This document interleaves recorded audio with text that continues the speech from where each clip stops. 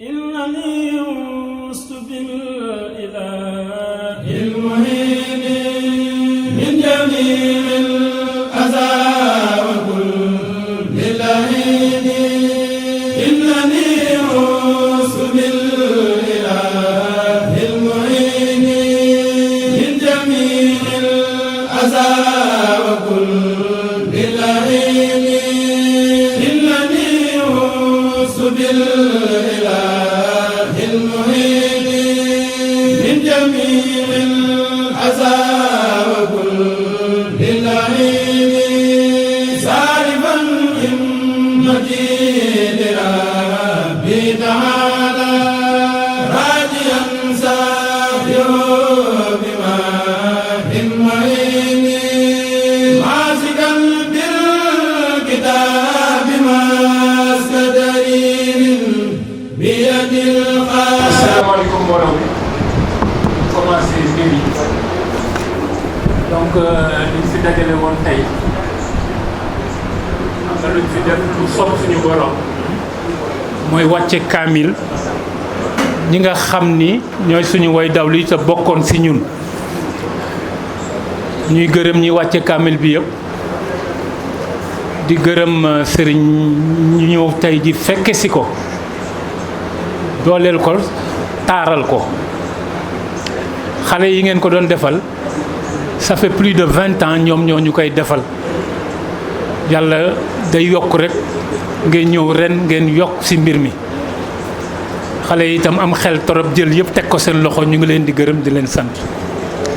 léegi nag dañuy commencer cérémonie bi nga xam ni tey lu ñu soob la ci biiri waxtaan ci journée de prière bi dañ doon def en marge benn cérémonie sargal suñu mag Serigne Cheikh Aliou Mbacké moom li tax ñu koy sargal occasion bu mu ñu may la ci livre bi nga xam ni taal bind na ko te defoon cérémonie officielle bi Masalikul Jinaan yaakaar naa ne sëriñ bi cérémonie boobu kese doyoon na rek pour wane sa dayoo wane sa valeur kilifa yëpp nga fa woon kilifa diine tarixa yëpp nga fa woon kilifa aada yëpp ñu nga fa woon kon nag lii nag ñun ngay suñu mag bi nga yëgee suñu association bi ba léegi sa loxo musi si jóg sa conseil musi si jóg sa ndimbal musi si jóg dañuy organiser dara nga jóge ba Louga ñëw fekk ñu si delluwaat ñu ngi lay gërëm di la sant di la ñaanal yàlla bu baax lii nag comme ni ko président waxee sànq ci président Ibrahima Sarr ci ITV yi da nga ñuy may rek xëy na bëggoo soxlu mel ni mais da nga ñuy may ñu sargal la wala fi ñu toll moo taxoon ñu jël en marge cérémonie bi daal di ne dañ lay defaral benn sargal léegi daal loolu moo doon cérémonie bi programme bi nag du dara dañuy jox kàddu gi suñu mag itamit koo xam ne moom itamit AILBD la bokk muy professeur Ndongo Mbaye di écrivain lu après dina wax yeneen yi ci tegu moom li yàlla def moom ak sëñ Aliou mi ñoo nekkoon internat mais nee na gëj na ko gis 40 ans 40 ans ngi ñuy gisewuñu wala yàlla li muy def tey 45 ans plus waaw 45 ans parce que depuis 75 ou 76 ba léegi ça fait plus de 45 donc ce professeur Ndongo yow la ñuy jox nga wax un peu sur l'auteur et sur l'ouvrage de Sous le soleil au zénith bu sëñu Serigne Cheikh Aliou Mbacké. maa ngi leen di ziar bu baax a baax a baax ndax li ñu fi boole dafa nekk lu doy waar lu rëy la ndax suñu aji dem yi jóge ñu nekkoon ñoom suñu baax rek di xam-xam nekk ay xale yu ndaw boobu jamono yooyu waaw yàlla jël leen yóbbu leen ba tey jii ñuy honorer seen mémoire di leen ñaanal yàlla yërëm leen yóbbu leen Firdawsi alors loolu li mu fi tasee rek loolu déjà lu am maanaa la ba moo tax ma bég ma kontaan si toogaay bii tey li ma woo li ma ñëw pour wax si téere bii Serigne Cheikh Aliou Mbacké bind bi ma ko Ousseynou Bay waxee billahi wala taala balay ma yaakaar damaa kontaan loolu ko tëddee dafa def pour man lu rëy quelque chose d'extraordinaire yàlla rek moo man yàlla rek moo xam moom rek moo am loolu moo tax toogaay bi tey neex ma trop sëñ bi jërëjëf yow laa jërëjëfal yow laa jaajëfal parce que di tey ji di ma def nii yaa ma def ko alors jamono yi passé j'ai présenté un livre extraordinaire qui s'appelle L'Odyssée du peuple lébu. Oui, un livre extraordinaire. Depuis que j'écris, depuis 20 ans, je n'ai pas lu un livre aussi intéressant que L'Odyssée du peuple lébu.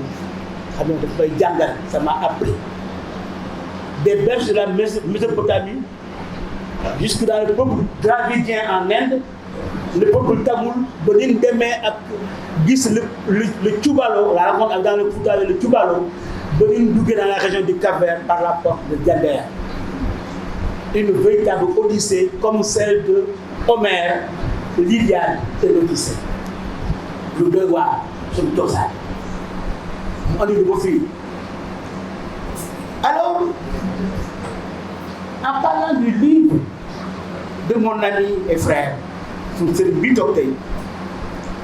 peux dire que c'est l'odyssée d'un homme, d'un esprit multidimensionnel, d'un être d'exception et qui est pétri de rigueur et d'exigence, mais surtout d'humilité. Oyof, bëgg xam-xam uti ko jël ko ni mu waree ba pare tas ko éduquer et transmettre. C'est ce qu'il fait, ce qu'il a fait. Alors si je devais choisir aujourd'hui un terme pour qualifier l'essence de cet homme, ce serait éthique, dans le sens où l'a employé avec clarté et conviction le célèbre juge Kéba Mbaye dans sa leçon inaugurale à l'UCAD en 2005. Leçon inaugurale intitulée L'éthique aujourd'hui, un sujet ô combien d'actualité. Alors, parler de Kéba Mbaye, et là je termine avec lui juste par l'image, la dernière image dont il parle. Il dit que l'éthique devrait être le sang qui irrigue toutes les veines du peuple sénégalais. L'éthique devrait être le sang qui irrigue toutes les veines du peuple sénégalais. Bàyyiwul fenn éthique. Comme le war a nekk. D'ailleurs, il y a un poète français qui s'appelle Paul Reverdy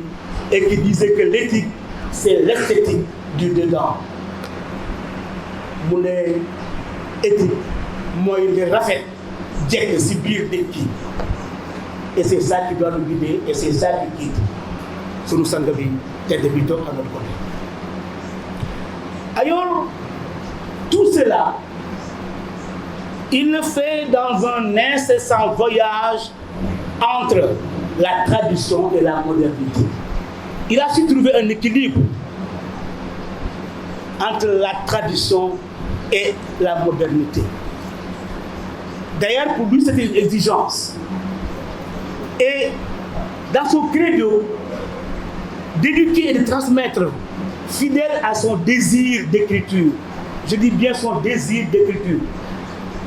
au service de l'humain et de l'essentiel, donc du divin,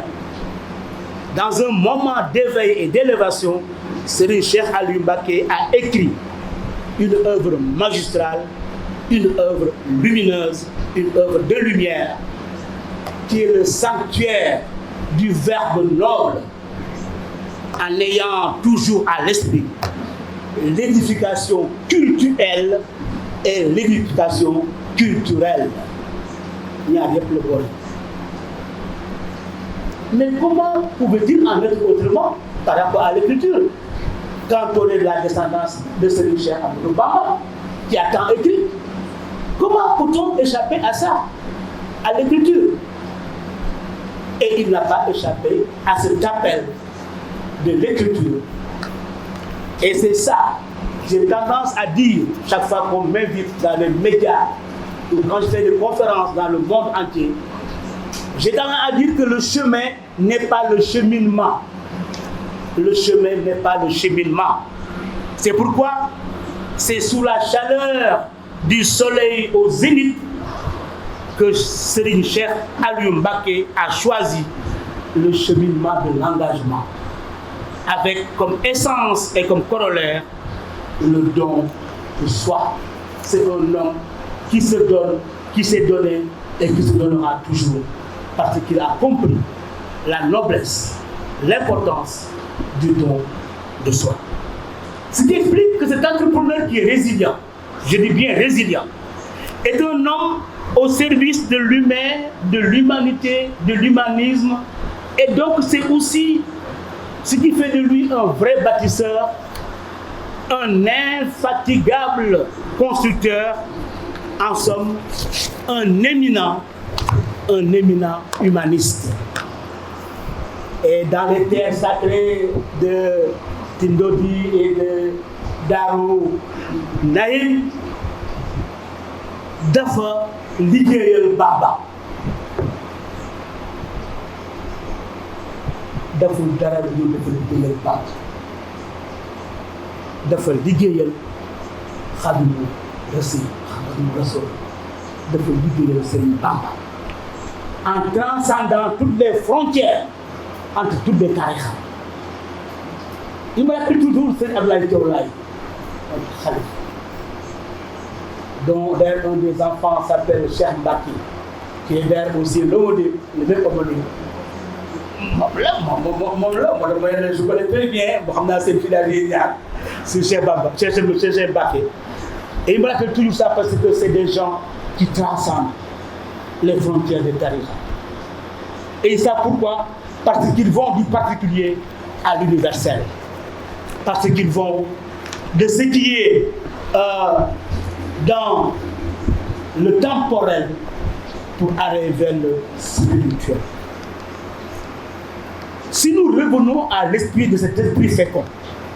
et fructueux, depuis le décor de l'enfance au parcours coranique et religieux, ainsi que son parcours scolaire et universitaire, jusque dans sa fréquentation active des cercles intellectuels, et Dieu sait qu'il en a fréquenté beaucoup dans sa vie, et ce n'est pas encore fini, nous pouvons affirmer que Serigne Cheikh Aliou Mbacké a toujours eu l'exigence de pouvoir se mouvoir dans les méandres sinueux et parfois labyrinthique et quelquefois même chaotique entre le savoir profane et le savoir sacré. Ce qui, pour lui, a toujours été une solide et inébranlable résistance spirituelle et morale en l'instar de ses illustres prédécesseurs qui ont aussi su résister. Son sens de l'éthique a été la base dans le cadre de son entrée dans l'administration, de sa fidélité, de sa droiture, de sa déontologie et de sa conscience nationale et patriotique. Cet homme n'a donc pas écrit une simple biographie. Non. Serigne Cheikh Aliou Mbacké n'a pas écrit une simple biographie. En tant qu'homme d'équilibre, il a écrit une mémoire ouverte qui fait comme socle le passé, qui s'appuie sur le présent pour aller vers le futur. Et de son passage sur terre, de son parcours, Serigne Cheikh Aliou Mbacké a su non seulement conjuguer harmonieusement le divin et l'humain, mais aussi il a su rendre hommage à une histoire, à son histoire, afin de clarifier la quête de sens de l'héritage éternel de Cheikh Ahmadou Bamba, passant du particulier à l'universel. Alors, pour terminer, je reviens à la dernière Odyssée. La dernière Odyssée, c'est la nôtre, celle des anciens du lycée de l'internat. Nous avons traversé une sacrée Odyssée pour en arriver jusqu'ici, pour arriver jusqu'aujourd'hui. C'est une Odyssée qui est faite, comme beaucoup d'Odyssées, de beaucoup de morts, mais aussi de vivants qui sont là et qui savent témoigner et honorer les mémoires de ceux qui sont là, la preuve ce jour-là, aujourd'hui même. Alors, je dirais simplement que cette Odyssée, je la pense, je la réfléchis et je la bénis en voyant l'image de Souleymane Dali qui me montre son dos et qui va vers le bateau pour retourner chez lui en Casamance à Kaoul. Cette image me hante encore aujourd'hui parce que ça me dit que l'Odyssée, c'est vrai, c'était hier, c'est ce que nous vivons aujourd'hui, mais aussi c'est le futur qui nous attend. Merci beaucoup.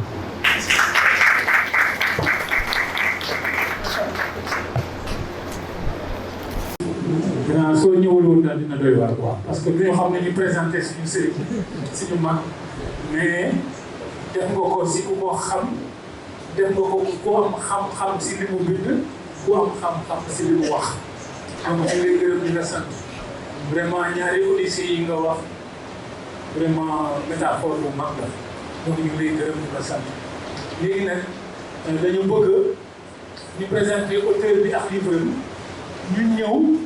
si benn public reportage pour quelques 15 minutes je pense 10-15 ñu wane Serigne Aliou Cheikh Aliou li nga xam ne ni nga koy def di ko jëf si dëkk bi ay activités si fondation bi mu créé ak lépp lu yor. dama ko woon Moussa Aliou laaj ko seen mbirum kii bi ñu toll mbirum kër bi ñu toll moom mu cay xaar xam nga àggal ba tax na moo tax ma waat ko léegi ne ko gannaaw seen saa yoo ko defoon ci tànnoon la daw yoo la teg la fi kon nag gannaaw léegi dikk na ba dellu nag kon dama bëgg ñu ñëw seen saa yi mu tegoon foofu yi mu la tegoon nga doxee ko doxee bu sell bu rafet ba ak si fii tey ma bëgg tegaat la foofu nga yosal ko. tegaat la foofu nga yeesal ko ngeen dox doxin ngeen daa doxee loolu moom taxaw moom daa ko woon wax ko ne ko na nga ko wax ñu ngi ko bokkal ñëpp waaw taxa ne moom mii laa fa teg. sëriñ bi xalifatul am li tarixatil muridiya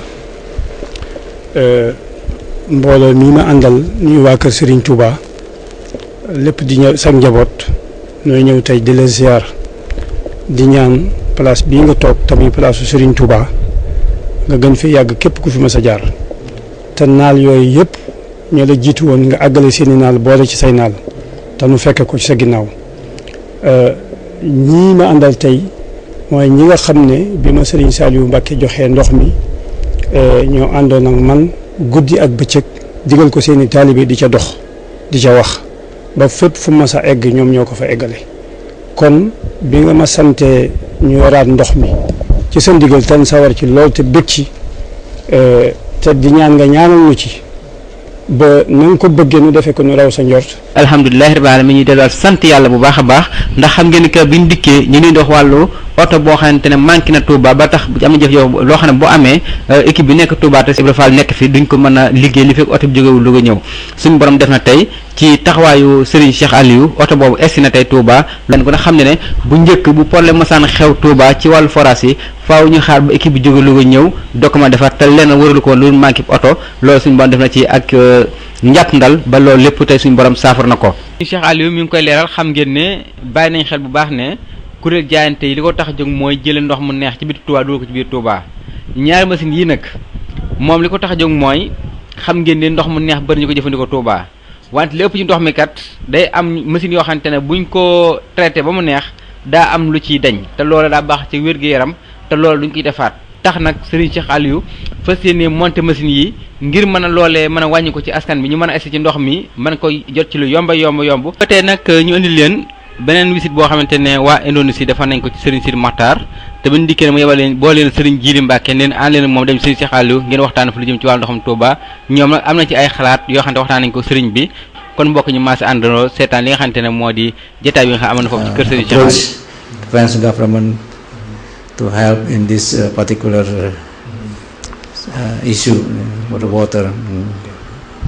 waxe dëkk bi dafa soxla yu bare parce que ci taux d'accroissement démographique bi ci ñi gën a kawe ci àddina bi donc à l'instar d'ailleurs des pays asiatiques parce que ñoom seen réew yi noonu dañuy màggee bon te bu yàggul tuuti la woon ba egsi fii tey te ñu ñuy màggee dafa bett ba nga xam ne ñu ne su ko waajal li may wax boo waajal tey benn bu déwénee fukkam lay doon sinon boo ko mu ne su ko sax day jafe mais la première chose à faire yi ñu waroon def mooy di jéem a def recensement au moins parce que mënoo waajal dara te xamoo ñi ngay waajal nuñ toll n'est-ce pas te recensement bu sérieux mosu fi am d'abord voilà. And Touba has the greatest demographic rate, one of the greatest in the world. That's why the water is salt, content salt. There are many salt rates in the water. Is it from the soil? Yeah, from the soil. Deeply in the soil, from the soil. ñëw fii ci diisoo ay fan yu bari ngir fas yéene taxawoo liggéey bi fi am ba ndox mi xel ngir dugg ci réseau bi yàlla def na nag laata fi jógee loolu am na fii ci diisoo forage bii bënn na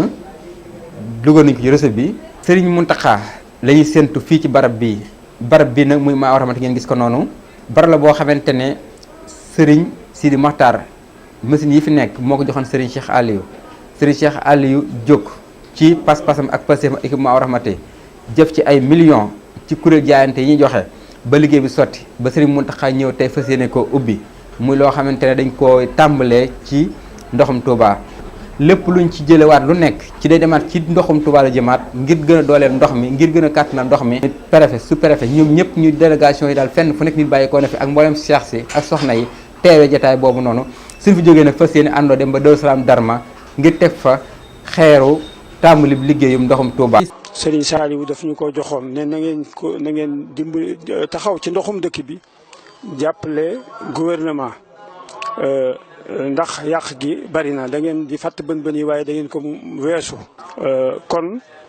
moom dafa waxoon ne da ngeen ko weesu yaakaar naa ne tey weesu nañ ko. dama koy yeesal ànd ci biir waaw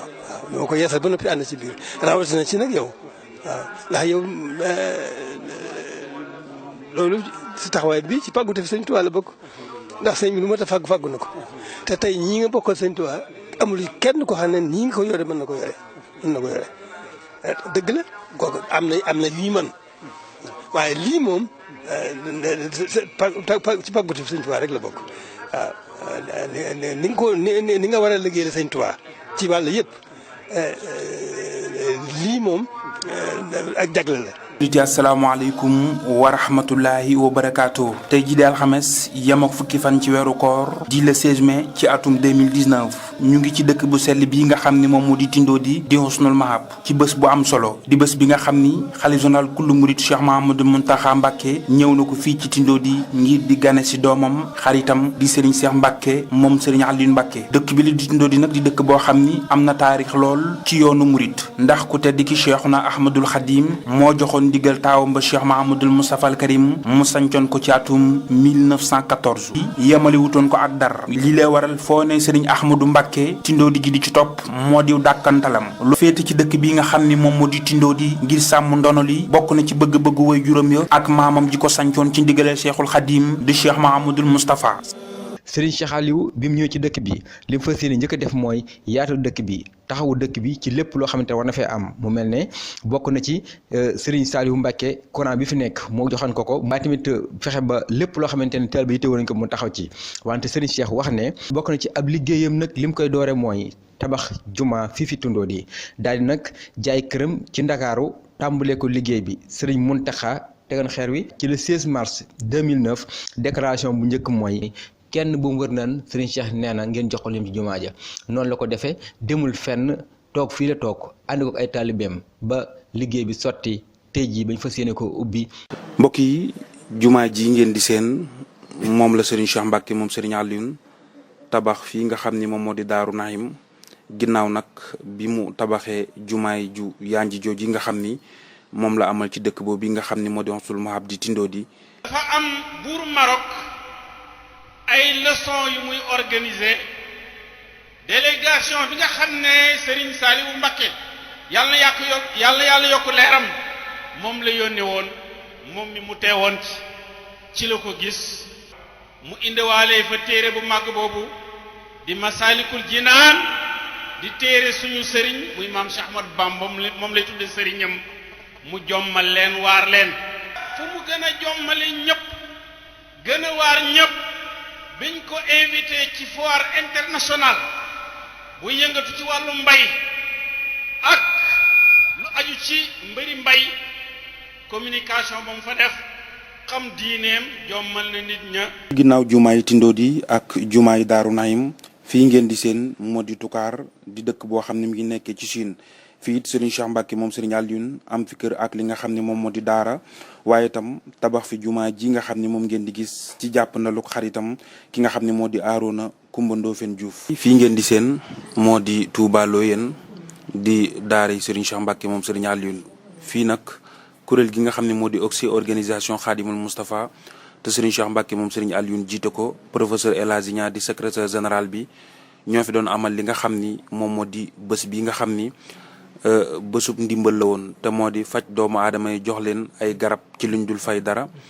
di li nga xam ni moo di consultation gratuite waaye séddale fa itam li nga xam ni moom moo di ay fauteuil roulant ñeel ñi nga xam ni sunu borom dafa def mënuñoo dox kon image boobu yi moom ngeen di gis nii lii nag ci fàttali kuréel gi la di OXI mi ngi ko doon amale ci daara Serigne Cheikh Aliou ji nga xam ni moo nekkee fii ci Loyenne. ambulance bi mën nañ ko xayma Serigne Cheikh Aliou Mbacké mi nga xam ne moo jiite mbootaay gi ñu dëppee l'organisation Khadimul Moustapha pour la solidarité islamique OXI moo ko jébbal hôpital Ndamatou mu nekk ambulance boo xam ne ànd naag jumtukaay yi mu war a àndal yëpp. bii nag day ambulance boo xam ne bees la man bi ma ko ubbee ndax bari na ñu fi indi ay ambulance waaye bii day set na am na confort te itam mënees na ci yóbbu ku ne te loolu lu am importance la confort u malade yi ci biir ambulance yi dañ ci war di bàyyi xel itam ndax ambulance du moyen de transport la waaye mënoo dugal malade ci ambulance boo xam ne itam bu demee ba dellu si leneen dina yokk ci wér-gu-yaram kon yéene boobu mu ci am ak positif bi mu ci am ba tax mu taamu ci lu am solo loo xam ne bu ñu ko indilee leer na ko ne dinañ ci bëgg loolu ñu ngi ko ci sant bu baax a baax di ko seereel président conseil d'administration bi di ko seereel njabootu Sëriñ Tuubaa gi fi ne. Serigne Cheikh Aliou Mbacké président OXI organisation Khadim Rassoul pour la solidarité islamique di ak kuréel gu jóg ngir jàppale askan wi ci anam yu fasantikoo ci seen ak dundu rawatina nag jamono yi nga xam ne nii Covid-19 indi na ay jafe-jafe ci mboolem réew mi di Sénégal amal ci nañ jëf ju am solo ci diwaan bi di Louga di ay toni ceeb yu am solo yoo xam ne ni jox na ko ñii di askan wi nga xam ne ni ñoo féete foofee ca Louga ci jamono yi nga xam ne nii jafe-jafe yi tar na lool. ci njaal benn kàddoom Serigne Cheikh Aliou Mbacké ñëwaat na nag ci kuréel gi nga xam ne ni moo di OXI ànd ci ak mboolem ñi nga xam ne ni ñoom la ko seqal ci lan moo yittey OXI. tubaarkàlla mbokk yi jullit yi mbokki taalibe yéen ñi niy seetaan te dañu déglu ci waxtu ne ci saasu ne ci béréb yu fasante ko tey altine dëppoo ko li nga xam ne mooy fukki fan ak ñaar ci weeru Muharram di weeru Tamxarit di ñaar fukki fan ak juróom benn ci mois de octobre atum 2015 ñu ngi fii ci pàkk bu sell bi di Tivaouane waral sëriñ Cheikh Aliou Mbacke mi nga xam ne coordonnateur u magal gi tey mu def délégation bàyyi ko ci sëriñ Cheikh Sidi Mokhtar ci kàddoom waaye bàyyi ko fa Cheikh Ahmadou Mokhtar xalifa Cheikh Moustapha Darou Khoudoss teew nag ci pàkk bi nga xam mooy njabootu maam Alaaji Malick bi luñu Cheikh Aliou nag bi mu ñëw délégation bi mi ngi ko séq ak ki nga xam moo di sëriñ Omar Mbacke moom sëriñ Cheikh Ahmadou Mbacke Gaynde Fatma ànd ko ko sëriñ Youssou Mbacke. ñu ngi bég bu baax premièrement ñu ngi bég ci kàddu yi fa ida xuyitum bi taxiyatin fa xayu bi axsana minha aw rudduha loolu la alquran wax bu la sa mbokk nuyoo na nga ko fay ba gën a rafet nuyoom wala boog nga delloo ko bu mel na bosam ñun nag xëy na ñaar yëpp mën ñu ci benn nii mu waxee ci rafetaay sëriñ Cheikh sëriñ Ali mënuñu ko waaye ñu wax ko ni rek ñëw nga sa kër fekk fi say bokk li la tax a jóg itam lu am solo la te moo di kër googu ak gii benn lañu. kër Serigne Maodo Touré ci Tivaouane. sëñ bi sëñ Cheikh waxee léegi bi mu ko joxee xilaadu dahab bi dafa ubbi rek daal di tombe ci safha 70 maanaam page 70 mu ca jeexlu ba safha ba ca topp di 71 mu fekk fa ñaari bayti yoo xam ne bayti yi comme ni mu ko leerale léegi dafa dëppoo ak histoire taarixu bi ñu taarixal màggal gi léegi nag bi ñu génnee ba dem sëñ bi na ma wax kii kat mulaaxasa am bi du mulaaxasa itiyaadiya kii karaama tigi la demal na ko dama seetal safxa bi ma jàpp ko pour mën cee waxtaan ak bokk yi safxa boobu nag yéen ñëpp am ngeen képp ku am xilaal zahab boo ubbee safxa waaxid safxa sabon ak waaxid wa sabon da nga ca fekk wax jooju mu dëppoo ak taarix bi nga xam ne moom la Cheikh Mouhamadul Moustapha radiallahu taala anhu jàppoon muy ñibbi si sëñ Touba di taxawu lislaam bi di taxawu alquranul karim wasalaamaaleykum wa rahmatullahi taala wa barakaatu. mbokk yi fii ngeen di gis nag Serigne Cheikh Aliou dafa demoon fi nga xam ne moom moo di Thiénaba ziare ji woon xaritam mbokkam wëllëreem di bàyyi aas xalifab Thiénaba. fa xeeñtuwaale itam doomu bàjjanam ja Serigne Ousmane Seck. dafa fàttaliku itam Serigne Talla Cissé. lépp ndax xam nañ martaba bi ak yéene ji ci lislaam ak jëf ji rafet ji. ak jëf ju rafet. ak yéene yu baax. waaw. loolu lépp xam nañ ko. waaw bu baax. mooy mbaax. alhamdulilah jërëjëf. jërëjëf. billaahi susuma ko. wallaay yàlla may na la mbaax. yàlla may na la mbaax. sab jéego. ci diine ji. sab jéego. ci kër Xaadimu Rasuul. ñun ñëpp jàng nañu ko ba mu mokk. rub jàngatunu la. image bi ngeen di gis nag kii moo di buuru Maroc bi nga xam ni ci la ñëwee fi nga xam ni moom moo di Sénégal te invité woon Serigne si Serigne Cheikh Mbacke moom Serigne Aliou nag Serigne Saliou yabaloon ko fa mu teewaloon ko ci ndaje moomule. waaye lu ko jiitu itam Serigne Cheikh Aliou itam demoon na ca Maroc ba tey fekki woon fa buur ba itam teewaloon fa ki nga xam ni moo di Serigne Saliou Mbacke ci ñaan goo xam ne at mu nekk dañu koy def foofee. ca boobu Serigne Cheikh Aliou demee itam ca la sax joxe woon ki nga xam ne moom moo di buuru Maroc bi xasida gi nga xam ne moo di xasida ak Masalikul Jinaan. mbokk yi ba tey image bi ngeen di gis itam kii moo di président Khatami bi nga xam ni moom itam ñëwoon na fi nga xam ne moom moo di Sénégal invité woon ñi nga xam ne ñoom ñoo di Serigne si. ba tey itam ki nga xam ne moo di Serigne Saliou Mbacke yabaloon fa ki nga xam ne moo di Serigne Cheikh Mbacke moom Serigne Aliou mu teewaloon ko fa ba tax Serigne Cheikh Aliou moom ngeen di gis nii mu taxaw ak ki nga xam ne moo di président Khatami dend ak moom. sababu bi mu demee ba tey mu taxawal ci ay moyens yi boppam ak ci taxawaayu boppam ak ci yittee boppam ak bëgg léppam jag te du lool yëfi kenn loolu mooy sabab mu taxawal fi forage bii ngir bëgg cee liggéeyal maamam Cheikh Mahamadou Moustapha waaye bëgg caa liggéeyal waajur ya Serigne Aliou Mbacke Serigne Amadou Mbacke Tindodi tey moo tax Serigne bi woo fi daayira Majmahun Nurayni yëpp ngeen mat ko seere ci taxawaay yi nga xam ne mi ngi koy taxawee moo tax mu def ko ci ay moyens boppam yoo xam ne yalwaanu ko kenn ñaanul fenn nit benn aide mu jóge bàyyi ko fenn ngir mu tàll mu tege ci loxoom ngir mën koo def. ci addiya ji nga xam ni moom Cheikh Mahamadou Moustapha Mbacke yëtoon na ko Serigne Touba fële ca Njaareem ci bërëb bi nga xam ni moom moo di Ndiso fii la ko Cheikh Mahamadou Moustapha Mbacke baye woon tey jii nag Serigne Cheikh Mbacke moom Serigne Alioune dundalaat taxawaay boobu bi nga xam ni moom la fi maamam jo Cheikh Mahamadou Moustapha Mbacke taxawee woon fii ci diwaanuk Ndiso ba tax boo ñëwee ci tool yi Serigne bi samp na fi li nga xam ni moom moo di daara waaye nag boole fi di fi liggéey ak di fi jaamu yàlla bokk yi bërëb bi la di Ndiso di suuf su tedd tabarkel waral kii di machine bii ngeen di gis itam mi ngi nekk ci tool yi Serigne Cheikh Mbacke moom Serigne Alioune machine bi nag ni ngeen ko gisee ni Serigne bi moo ko xalaat ci xalaatu boppam liggéeyal ko boppam li ko tax a jóg nag moom moo di roose li nga xam ne moom moo di gàncax gi muy gàncax gu gàtt gi di itam gàncax gu njool gi waaye nag li ci gën a amati solo moom itam moo di machine bi nii nga xam ne itam noonu lay mbayee li nga xam ne moom moo di mbayum noor bu ñu demee ba ci jamonoy nawet bi itam bu ñu demee ba nawet bi sori te mu mel ni gëj naa taw itam ba tey machine bi itam dana mën a roose li nga xam ne moom moo di tool yi ba gàncax gi duñu yëg li nga xam ne moom moo di manquement li nga xam ne moom moo di ndox mi.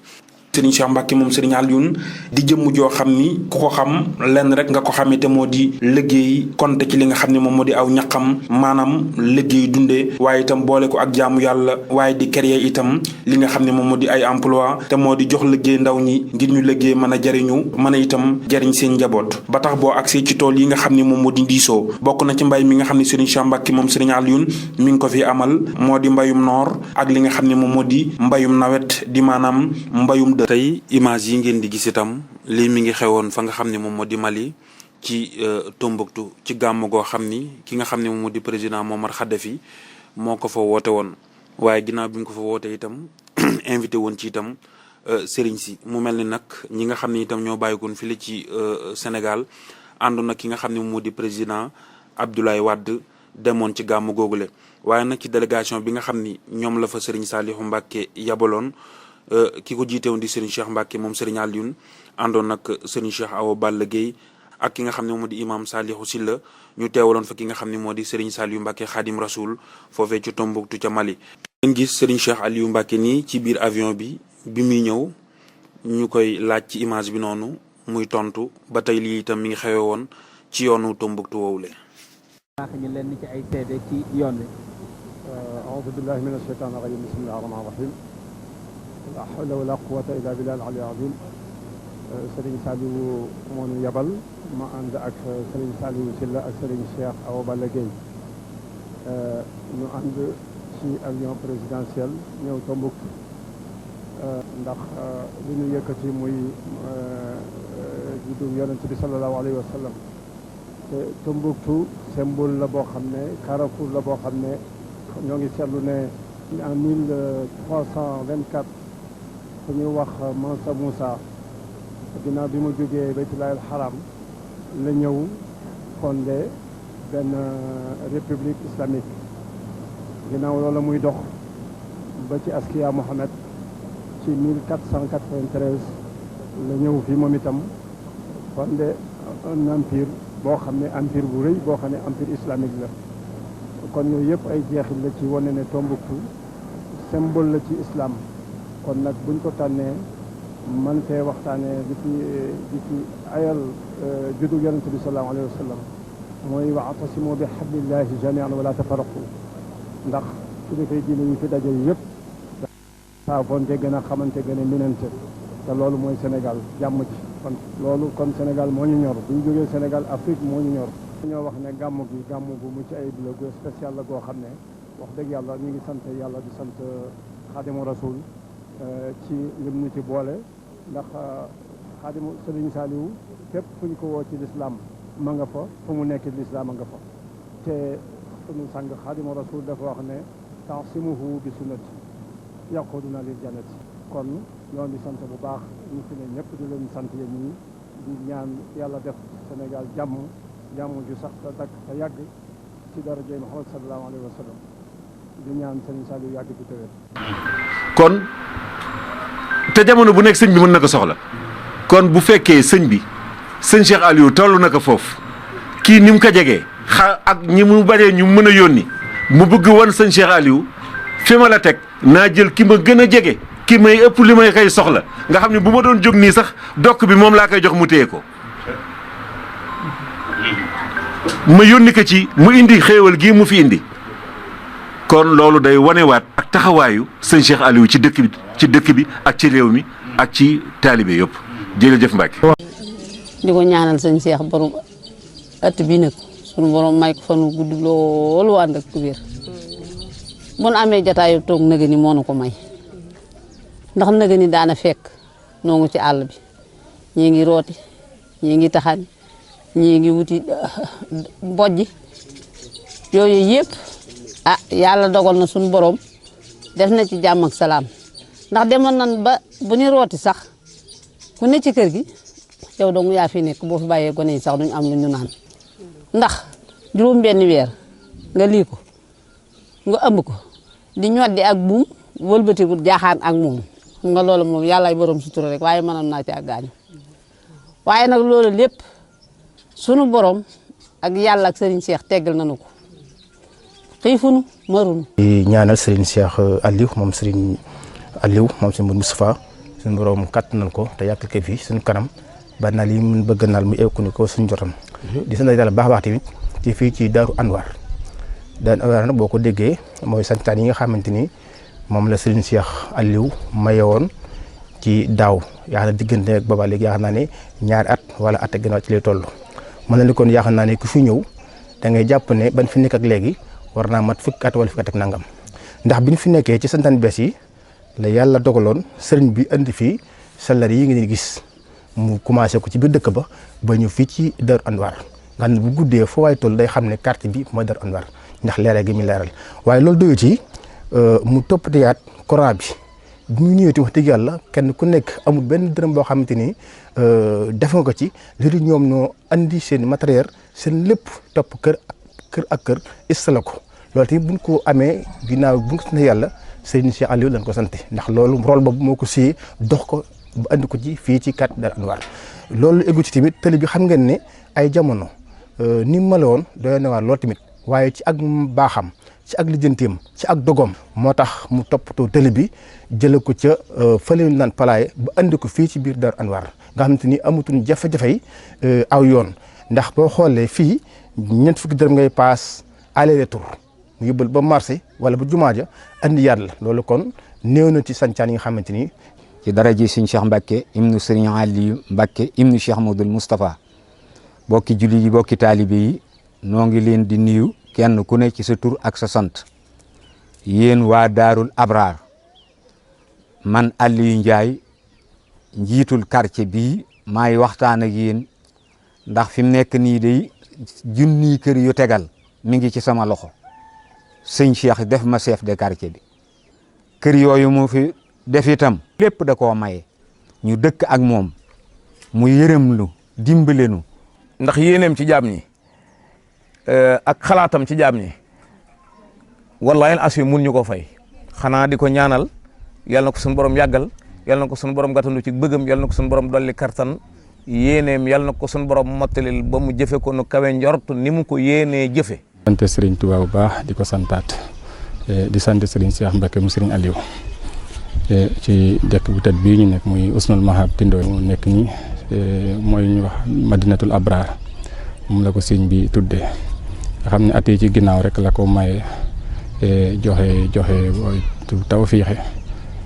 ngir am ci nit ñi jàmm ak yéene leen jàmm bugg ñëpp nekk ci tawfiix ak taysiir moo taxoon barab bi mu joxe woon ko tuddee ko Madinatul Abrar barab bi nag biñ ko sancee ba tey ci ñeenti at rek la tolloo waaye terewul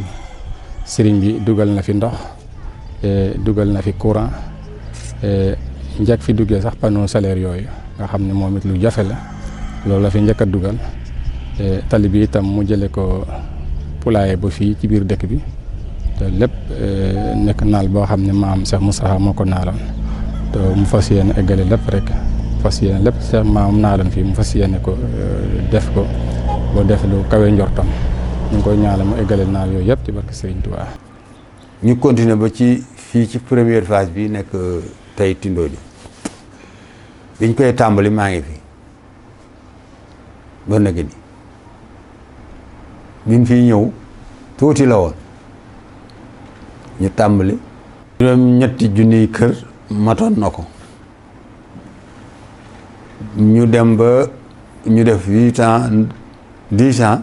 sëriñ bi duggaat ci dëkk bi xool ni jafe-jafe yu metti am na ci biir dëkk bi mu ne bu fekkee ni espace am na fi nañ ci jéem a def beneen deuxième partie bi loolu moo tax ñu départ fii ci dëkk bi lañ déparé di ko joxe li ñuy joxe di joxe gratuit di ko joxe ba suñu digganteeg Baxdaad dafa am fu ñu frontière oo ñu dañoo joxe ba foofu Sëñ Tuubaa Mbàkke moo nekk foofu ñu ñëw Ndindi suñu digganteeg Ndindi ñu di ko joxe Baxdaad Gede ñu di ñëw ba ndax dañuy joxe ba xam ni waa Gede yi jeexal nañ ma dafa maa yónni ci sëñ Matar Bousso xam nga loolu lu yàgg la ma dem ci sëñ Matar ni ko sëriñ si moom ma yónni ci yow kere mu kaf seen Bousso ak Mbàkke mu daa ni waaw lu mu wax mu ni ma sëriñ ma ni ko sëriñ bi nee na suuf si dox suñ diggante yow joxe nga ba taxaw waaye dafa laa bëgg a wax ni la suuf si dañ koy dëkke rek soo ëllëgee soo ko booleeg ndaw dina la won lu mu lay fu ngeen yem ba nu xëyee suba sëñ Matar boolee maag Ahmadou Lo Ahmadou ma ni ko léegi nan dem ba ci fi ñuy tàmbalee ñu dem ba ci fi ñuy tàmbalee maa waroon a jiitu man mi koy daggal ma ni Amadou jiitul foo jaar mooy dig bi kon ki ngay daggal ni ko jiitul yaakaar naa yéene nga ko loolu yëpp nag rek ci ndigalal sëñ Cheikh rek lañ ko doon def nu jiitu Amadou ñëw ba agsi daañ na man de lii mosuma koo gis képp koo xam ni seqoon nañu suuf mujj ga daan ci am ay coow waaye lii alhamdulilah ma ni ko baax na loolu rek lañ ma di seqaloon ak yow na nga respecté li nga xam ne moom lañ la jox mayit ma continuer ci lii loolu moo waral tey ñu bëgg a leeral loolu lu yàgg la Baxdaad bañ fa demee sëñ Touba Mbàkke laa gis ni ko fii ak fee noo yem foo mën a dem ba ngay dem Polle suuf si noonu lañ ko doon joxee ñu déparé foofu ñëw Tindodi yokk ko ba ci 120 mètres ba bi sëñ bi soxlaa tali bi ñëw coono yi lim ci daj lépp lu mu def ba yaakaar ni goudron bi dina ñëw dina am jaar-jaar yoo xam ne ñu ca jaar yeexal ko ba nam waroon a doxewul àggoon na ci mu jël engagement boppam. Tindodi dem fa doon na ay jafe-jafe yu metti li ko waral yoon wi moo dagg yàqu am ay pax rawatina nawet gi ñu nekk loolu nag kilifa gii di Serigne Cheikh Aliou Mbacké yàgg nag di si dox saafara fu nekk mu diis ko fa ba sax mujj gi dafa jël ay moyens boppam jël ay xeex latérite ngir sëkk ko lu ni mel sax mu ne bu ko defee dafa rek delloo buum sa boy ba ndax ku xam Cheikh Modou Moustapha sa jamono ba muy metti xaarlu woon kenn rawatina nag léegi moo waral mu amal jëf ju ni mel waaye nag jàpp na ni si beneen wàll danoo bokk si biir réew mi rawatina nag Tindodi di gox bi nga xamante ni si Touba njabootu Serigne Touba gi ñu bare fii la leen tàggatee ak Cheikh si. xëy na état mënut a def lépp waaye citoyen bu ne war naa xalaat ne dafa war a def devoiram door a réclamer droit am kon ñun def nañu suñu devoir ndax bu dee ci impôt mbay gee ngi nii mooy chef de village bi 19 délégués nekk na fi ak chef de village loolu lépp wax nañ leen ñuy fay impôt kayit yaa ngi fi defe naa ne ni ñu ko organisé néew na fu ñu ko organisé ci Touba. parce que xam nañ ci dara moo tax te sonn nañ ci nit ñi te nit ñi ñu baax lañu loo leen wax ñi ngi koy def ñi ngi def seen devoir kon nag suñuy droit itam duñu ko xeex mukk ci àddina waaye nag sañ nañoo nekk citoyen yu am yoo xam ne dañuy doon nekk ay référence mooy duñ ci boole coow dañuy jëf ndax sëñ Modou Moussa ba muy def raay bi kenn foogul woon ne ab particulier mos a def raay ci àddina ci lañ ko jëkk a déggee ci lañ ko mujj a déggee defloo nit ab raay mu nangu ko ci diir bu néew mu defar raay bi ba ñëw Touba ñu mën a tabax jumaa ji li Sëriñ Tuubaa battale woon lépp mu def ko yaakaar naa ne bu fekkente ne mooy sunu maam jur sunu waajur du nu jaaxle mukk ci jafe-jafe. bala ñoo am lu nu neex rek ñu ami jafe-jafe te ci leen dëkk ndax ci la dëkkoon te mënu fee ñàkk te jafe-jafe moo yóbbu woon Sëriñ Tuubaa ca géej ga ba tax lii mu am tey mu am ko. ba mu naan ila qaadallaahu maa lam yakuni nit ñi comprendre luñ ko woon waaye loolu projet la projet nag xam ngeen doxalin wi da ngay def requête de financement def adjudication def yooyu yëpp ba bañ toll ci phase de réalisation Sëñ Tuubaa yàlla melal may na ko loolu kon nag ku xool ca ñooña référé wu ci ñooña incha allahu yaakaar naa dara du la jaaxal kon ndimbal na ci fekk loxol borom noo ngi sant yàlla bu baax a baax bam nu booleeg mbooloo mu ko mën na def lu mel nii dañ koo tàmbali tey nag fas yéene lu ñëw bu jàll yi dajaloo rek ñu indi pelle bi mu maasale ko bu paree ñu indi gradeur bi mu def ko nam ko war a defee muy suñ participation ci réew mi. mbooloo mi tey loolu lañ tàmbali mooy xeer yi nga xam ne indi naa ko fi muy xeer yu xonq di latérite ñu sakk ci pax yi en attendant mais dañu bëgg tali bi yëpp ñu def ko noonu bala noo bàyyi dana mel na melaatoon bu ko defee nuy xaar yàlla nag te yàlla ci yàlla rek la ñu wéeru waxtaan naa ci ak Serigne Mountakha ci lii ne ko danaa ko defar nee na itam def na ko muy mbiram bu soobee yàlla te loolu luñ ko defar fekk defaruñ ko goudron du durable du mën a yàgg kon nag na ñëpp xam ne amuñu fu nu jaar ba ñëw Touba kenn mosu fee jaar jàppale ñu te ñii ñaan ndimbal ku ñu ci jiwul teraanga amul waaye comme ci mën a doon même bu la joxee téléphone am bu yëf yi bu amee lam bëgg boo ko wootee dootoo ko jot karaj lay def kon nag nanu konte ci suñu borom tabaraka wa taala ndax suñu borom rek moo yor lépp mooy faj aajo yi kon nañu wéeru ci moom sukkandiku ci moom roy Cheikh Mahamadou Moustapha ba muy defar raay bi ci loolu lañ sukkandiku. démarche bu nekk def na ko ngir jafe-jafe bu yàgg bi ñu indi ci solution.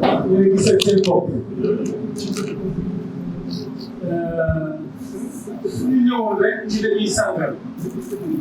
suñu Aliou ndax suñu mag la dafa suñu biir xëy na li ngeen ñëwee li ngeen di delloo pour xam lu tax ñu koy sargal xëy na ci reportage bi wane na lu tax ñu koy sargal donc kii yaakaar naa ni loo ko sargale doy ndaxte kii exemple la si réew si bu dee reportage bi ñaar rek la si jàpp si jeexintal bi dëkk bi fi mu nekk léegi de loo wax ñu ne projet wante xam nga ne lii mooy projet action la nga nekk citoyen nga ñëw indi ànd ak population bi def suivi jaat doog nag di xaar nguur lu muy def donc projet ndekete du commencé wul léegi projet yàgg na de projet mi ngi nii de beneen bi nee na citoyen mooy nii da ngay jàppale sa ni nga nekkal sa boole si population bi ñu gëm la mën a ànd ak yow pour réaliser des actions donc léegi ñu continuer programme bi rek dañuy jox président Ibrahima Sarr donc mu joxe message am. asalaamaaleykum wa rahmatullah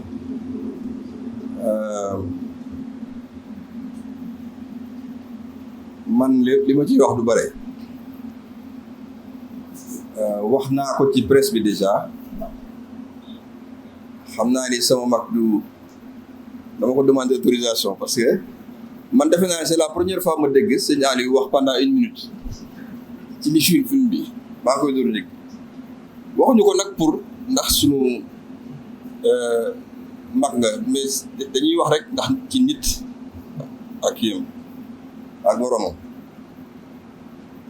dañu choisiroon am benn bis pour ñu ñaanal ñi fi génn àdduna ma waxtaan ak Ousseyn ak Ousmane Ba ñu d'accord dinañ la sargal li ma ciy fàttali mooy ñun ñëpp dañu nekkoon internat ñu nekk ak yow ak doomu seen Cheikh Mbacke mais fàttewuñu leen man dama leen doon laajte souvent nag ndeysaan bi ma nekkee ci ministère des finances trésor souvent dama leen doon laajte des fois ñëw ma xam yéen a ngi nekk fii yéen a ngi nekk bitim réew dara mais la ma bëgg wax tey mooy wax naa ko sànq ci presse bi yàlla quand même mayoon nañu ay pouvoir pour ñu décider ci yenn affaires yi li ma jaaxal mooy sama mag gisuma ko nekk naa fi directeur cabinet ministre du budget nekk naa fi ministre de l'énergie loolu pour ñu mën a comprendre mooy boobu ñun bu ñu waxee nit ñi def daan nañu recevoir nit ñu bari nag maanaam parce que man njabootu sëñ Souhaïbou la sëñ Amza Abdou Samad Amza ak soxna Bali ñoom laa bokk ndey ak baay noonu laa ko mën a waxee foofu laa bokk mais chaque fois dama doon wax am na ñoo xam ni dama nekkoon internat man lu ma jaaxal gisuma leen te boobu pourtant boo ma waxoon ma def li ma ci mën a fàttaliku mooy gis naa ba taay gis ay fondation ñëw demandé ay exonération te mosuma laa gis naa ba taay ay lettres man li ma gis fii dafa ma jaaxal parce que film bi defe naa man maa ko gën a mën a comprendre parce que li ma gis fii man lu ma jaaxal loolu mën naa ko def boobu yomb na boo waxee Ibrahima Ndiaye Ageroute mu defal ma ko leneen di ba nekkee ministre de l'énergie avant màggal dama doon joxe ay quota pour branchement électricité yaa ngi fàttali loolu nit ñi ñëw di xëccoo tout ça man lu ma jaaxal moo tax sama mag yi dafa ma xaw a jaaxal c'est-à-dire que loolu yëpp gisuma la ñëwul te man maa doon signé xam nga ko te bu ma wax ni xamuloo ni man la xam nga ko parce que mat na presque fukki at man gisuma ko mais aussi dama comprendre parce que man film bi dafa ma jox ay réponses ci ay questions yu ma doon posé wu mais maa ngi koy door a comprendre gis nga man sama affaire toujours noonu lay demee sama jabar dafa jógee Maroc mu ñëw dafa demoon Fès pour siyaare mu ne ma yow du ma la jëlee yëre et cetera xam naa say affaire dama dem ci xabru yu Fès mu jënd fa kurus gi mu ne ma téye ko rek Cheikh Ahmed Tidiane mu ne ma xam naa sa affaire dina am lu arrivé ci fan yi maa ngi loolu comprendre te dinaa la expliquer léegi-léegi lu tax ma lay wax loolu yow lu ma jaaxal gisuma la ñëwul gisuma ko de même d'ailleurs les enfants de seen Cheikh mais aussi loolu réponse mi ngi ci film bi parce que man lu ma comprendre ndekete man bi ma nekkee ci yooyu yow yaa ngi développé sa ay projet ci sa moyen propre mais loolu aussi man li ma ci comprendre mooy da nga am yoon boo jaar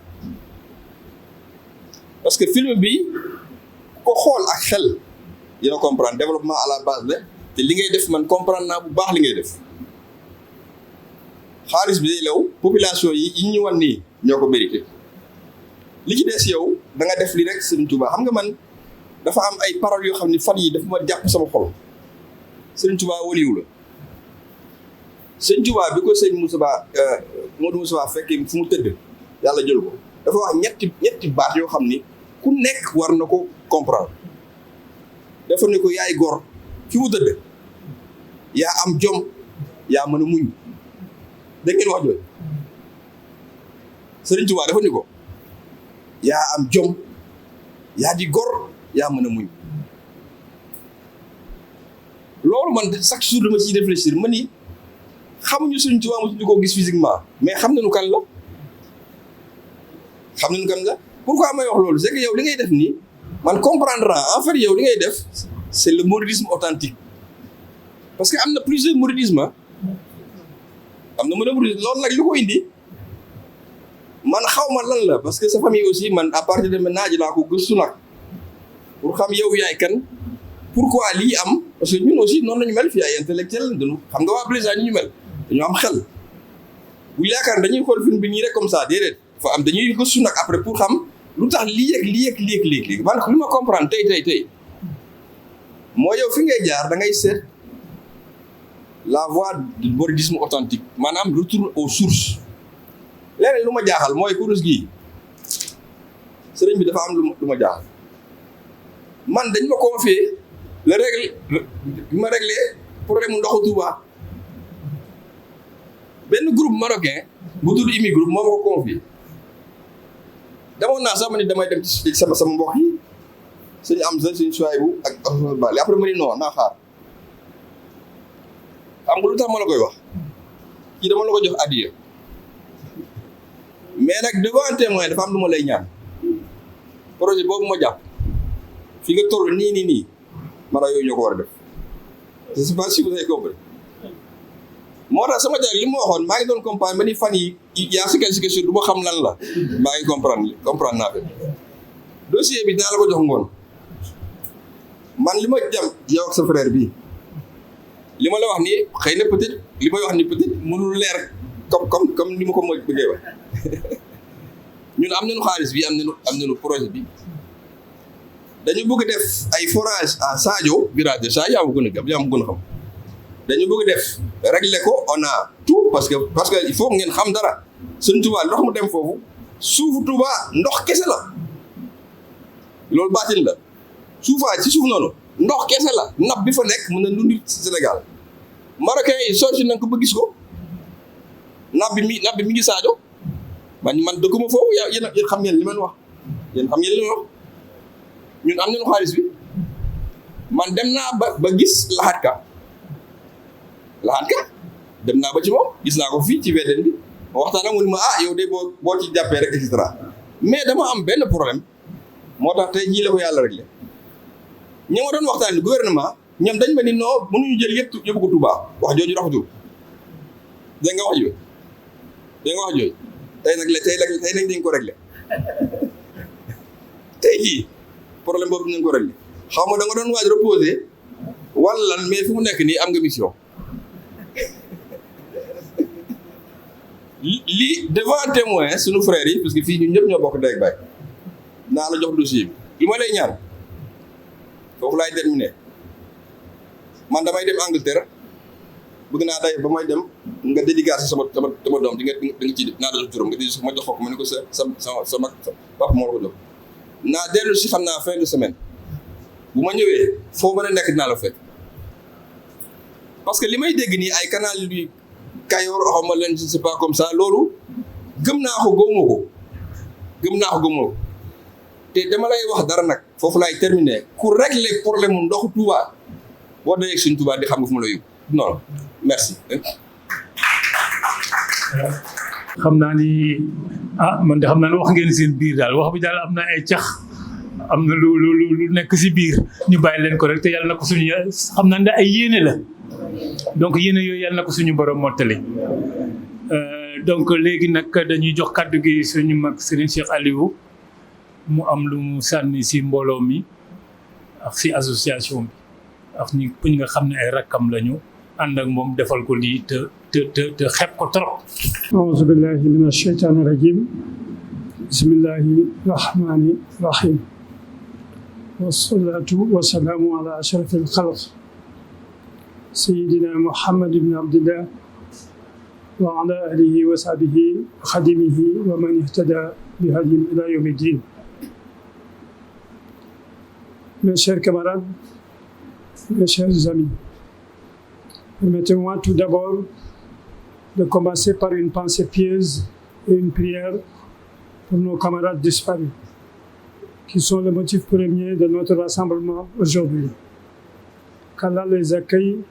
dans son vaste paradis, qu'il les entoure de sa miséricorde et qu'il accorde patience et réconfort à leur famille. Le fait que nous soyons réunis en leur mémoire donne à ce moment une solennité, une profonde honneur particulière. C'est dans ce cadre de recueil et fraternel que je me tiens devant vous, le cœur débordant d'une gratitude immense et d'une émotion difficile à exprimer avec de simples mots. Et je veux, du fond du cœur, vous remercier. Vous remercier pour cet honneur si touchant, si inattendu et si précieux que vous me faites aujourd'hui. En m'associant, par la grâce d'Allah et par votre volonté, à cette journée de recueillement et de prière,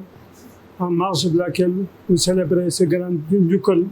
suite à l'apparition de mon livre intitulé « Sous le soleil au zénith ». Vous avez transformé un moment personnel en un joyeux événement collectif. C'est un geste d'une rare élégance et d'une profonde gentillesse que je n'oublierai jamais. Cet hommage, je le sais, porte une signature, celle de notre frère et ami le président Ibrahima Sarr. Cher Ibrahima Sarr, vous avez toujours incarné, à mes yeux et aux nôtres, l'excellence et l'intégrité. Votre passage au gouvernement fut une leçon de compétence, de droiture et de gestion désintéressée du bien public. Dans un contexte où ces vertus sont malheureusement très rares, vous êtes là, la preuve vivante que l'on peut servir son pays avec honneur sans jamais se compromettre. kon loolu da koy doon bëgg may ñëw foofu di la seet loolu kenn ku ne doon seet si ci wàllu googu du ñu toog tey di la mën a waxal lii. Mais au-delà du technocrate brillant et de l'érudit que tout le monde salue, il y a l'ami fidèle, le camarade attentif et le sage qui veille sur notre communauté. C'est vous remercier, vous tous, qui, grâce à WhatsApp, avez su ressusciter les liens précieux de notre internat. Ces liens forgés à l'aube de nos vies d'adultes dans les murs pionniers du lycée Blaise Diagne. Ainsi, vous avez réussi l'exploit de réunir nos mémoires et de retisser nos amitiés, prouvant que la véritable fraternité défie le temps et les distances. Cher Président, en initiant cet hommage, vous avez une nouvelle fois fait preuve de cette grandeur d'âme et de ce sens du social qui vous caractérise. Merci du fond de cœur pour cette initiative et pour votre constante bienveillance. Les des amitiés que le temps et l'éloignement n'arrivent pas à altérer. La nôtre est un bel exemple. Ousseynou Mbaye, aux côtés de notre ami le président Sarr, continue de jouer un rôle éminemment positif. Cher Ousseynou, vous êtes l'une des âmes de notre promotion et le ciment de notre amitié collective. Grâce à votre dynamisme, vous avez permis à des dizaines d'anciens internes de se retrouver, de partager et de vivre l'esprit de fraternité à travers notre forum, dont les membres ont cette générosité de trouver la joie dans le bonheur qu'ils offrent aux autres. Et c'est une qualité rare et précieuse. Je vous remercie à vous tous, membres de ce groupe si particulier. Merci d'avoir répondu présent à l'appel. Votre présence aujourd'hui, physique ou en pensée, est la plus belle des dédicaces. Écrire un livre est un voyage solitaire, mais le partager avec ceux dont on respecte l'intelligence et le jugement est la plus grande des récompenses. Vous m'avez fait l'immense honneur de vous impliquer dans le lancement de cet ouvrage. Et aujourd'hui, vous lui donnez une résonance encore plus belle en lien à un moment de spiritualité et de souvenir. L'ouvrage Sous le soleil au zénith est bien plus qu'une autobiographie. C'est un témoignage d'engagement envers la transmission intergénérationnelle, un hommage aux valeurs de foi, travail et résilience, et une célébration des liens humains qui transcendent le temps et l'espace. J'ai consacré toute ma volonté à préserver l'essentiel face à l'oubli. En camarades retrouvés, vous êtes parmi les plus brillants qui constituent les élites politiques, intellectuelles et religieuses de l'après-indépendance de notre pays. Merci pour cette fidélité qui transforme nos paroles en actes concrets. Nos assemblées qui se tiennent régulièrement aux actions de bienveillance pour les élèves de Blaise Diagne. Vous avez incarné l'élite sénégalaise, non pas par le titre, mais par l'âme. Cet honneur ne appartient pas seul. Il rejaillit sur tous ceux qui croient en la force de l'amitié, en la valeur du savoir et en la nécessité de maintenir allumée la flamme de nos jeunes années. Que ce groupe continue d'être un havre de camaraderie, d'échanges enrichissants et de soutien mutuel. Puisse Allah préserver notre fraternité, protéger nos familles et accorder son indulgence à nos disparus. Chers frères et sœurs de l'AILB et de Promo LBD, compagnons d'enfance devenus à un certain moment piliers du Sénégal et ayant bâti des carrières au sommet de l'État, je vous dirais que je ne félicite pas seulement une si belle initiative, mais je salue également et en même temps un acte de génie fraternel. Mes chers camarades, pour marquer le profond respect que je porte à cette cérémonie dédiée à nos disparus et à votre geste fraternel, je n'ai pas souhaité venir seul. J'ai tenu à être accompagné d'une délégation d'hommes de foi dont la présence à nos côtés peut être considérée comme un gage de piété et de bénédiction pour les prières que nous venons d'accomplir. Il me revient l'honneur de vous les présenter. Serigne Bara Mbacké, ici présent, fils de Serigne Dan, imam ratib de la mosquée de Tindodi, un guide spirituel dont la sagesse éclaire notre communauté. Serigne Babacar Fall, également imam ratib de Darou Naïm, un érudit dont la foi et le dévouement sont un exemple pour tous. Serigne Abdoulaye Diouf, imam ratib de la mosquée de Toukar Sine, un homme de dialogue et de paix, pilier de sa communauté. Et enfin, Serigne Ibrahima Mbacké, mon propre frère, le chef de village de Darou Naïm, mon premier soutien et un leader naturel qui veille avec bienveillance sur les siens. Leur présence ici aujourd'hui n'est pas seulement symbolique. Ils sont venus pour implorer la miséricorde divine sur nos chers disparus et pour prier afin qu'Allah bénisse cette assemblée, préserve notre fraternité et accepte nos actions. Et aussi la matérialisation de ma plus profonde gratitude. À travers eux, ce sont les villages de Tindodi, Darou Naïm, Toukar et pourquoi pas Touba Sine, Touba, qui nous disent Al-Barka pour cet honneur que vous venez de me faire. Je vous remercie. Alhamdulillahi rabbil alamin, ñuy sant bu baax ci ñi fi teew fii tey ci ay référence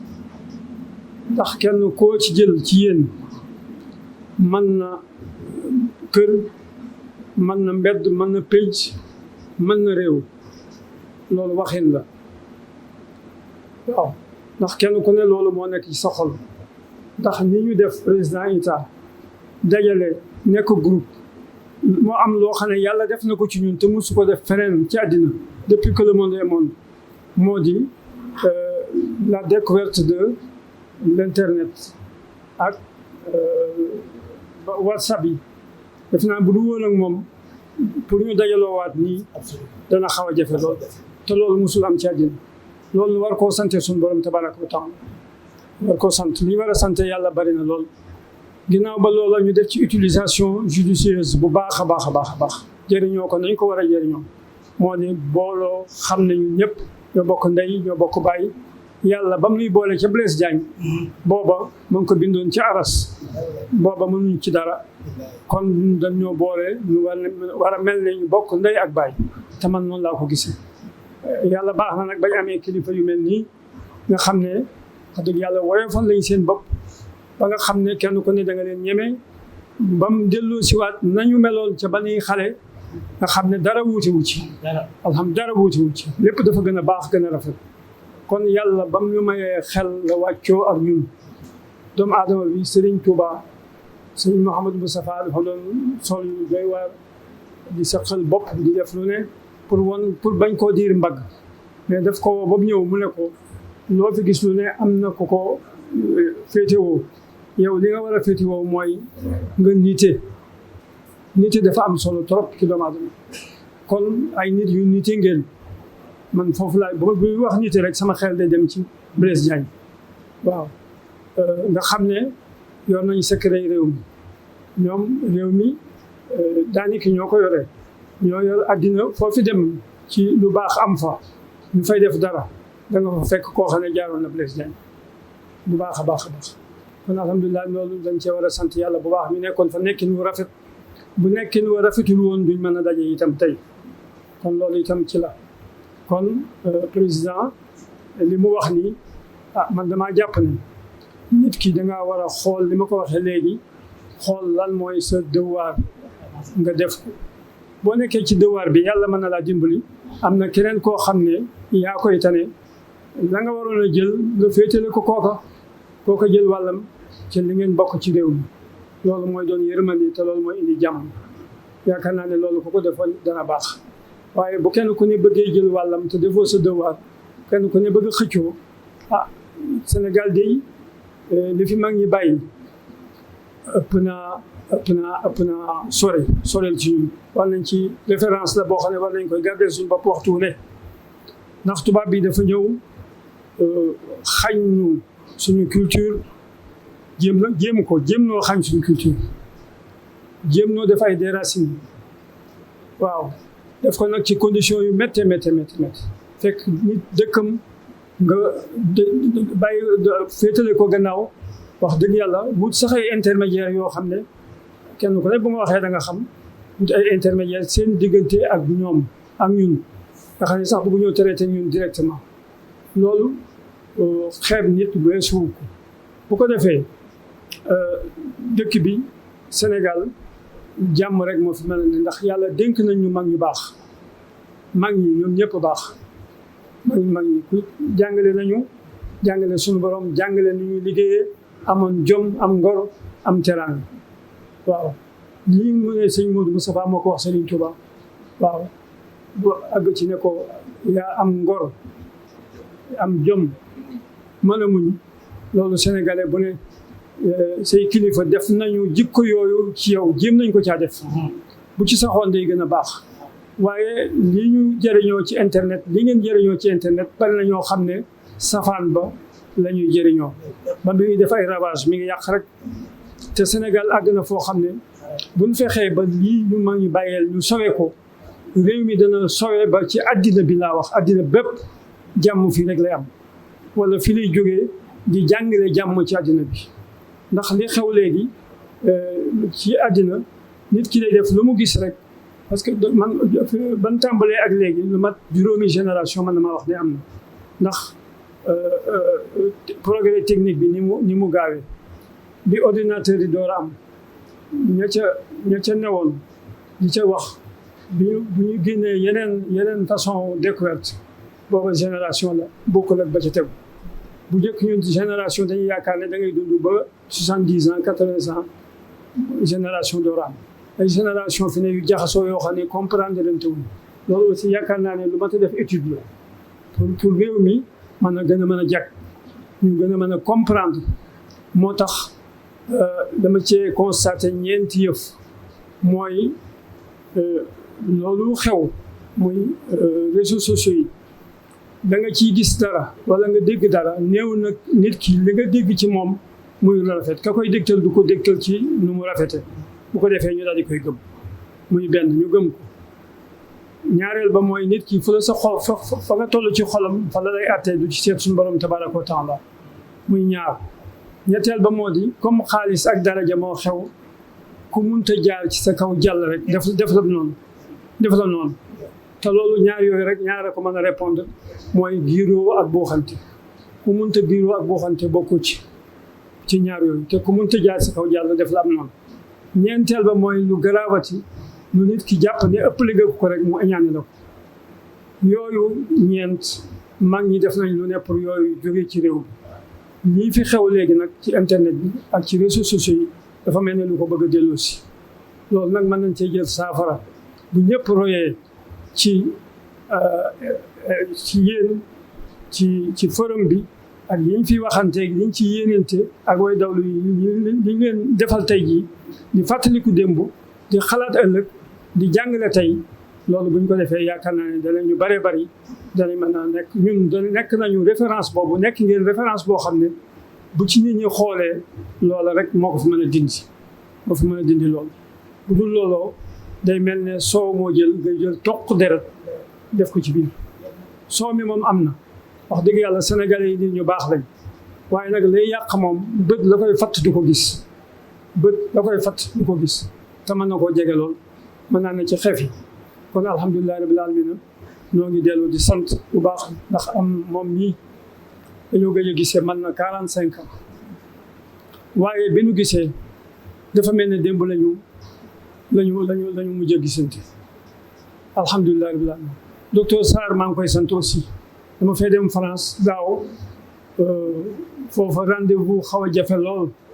ñu téléphoné ko mag Noa Gassama moom moo ko wax ne ma docteur Sarr a ngi fi mu daal di koy téléphoné fi saa si moo docteur Dieng mu nekk foofa ñu daal di may wutal rendez-vous rapidement xam nga loolu kon ñun am nañu kër am nañu mbedd am nañu pénc mat nañu réew kon nag nañ wéy rek di nekk exemple bu ko defee tey fexe mu proliféré wu di ko yokk ci wàllu gu ne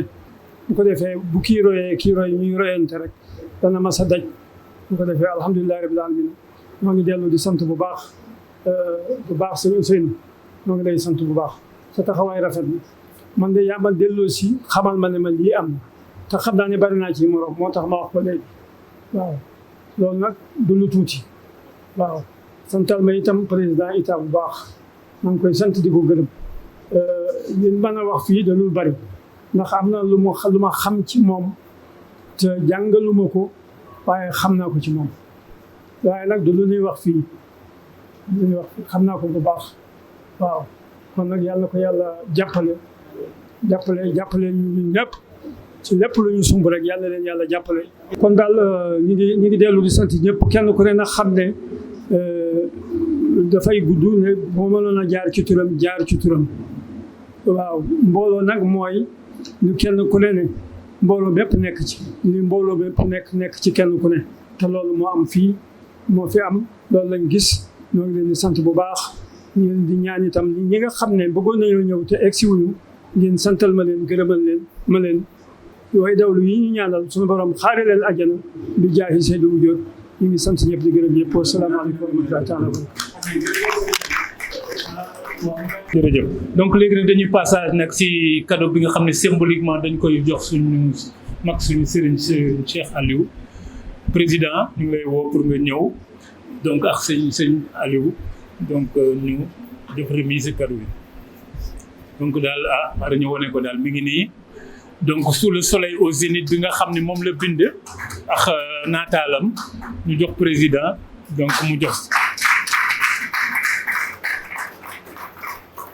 sëriñ bi ki ci tuuti ne trop ci ñun